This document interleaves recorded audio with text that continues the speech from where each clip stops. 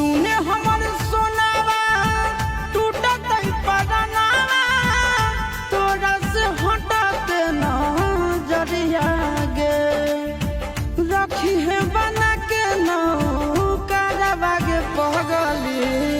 ले ले चले साथे ससुर अरिया गे रखी है बना के नौकरवा गे पगली ले ले चल साथ ससुर गे तोरे में बासो है जनवा गे पगली तू ही तो ही जिए के मोर जरिया गे रखी है बना के नौकरवा गे पगली ले ले चल साथ ससुर गे रखी है बना के नौकरवा गे पगली ले ले चल साथ ससुर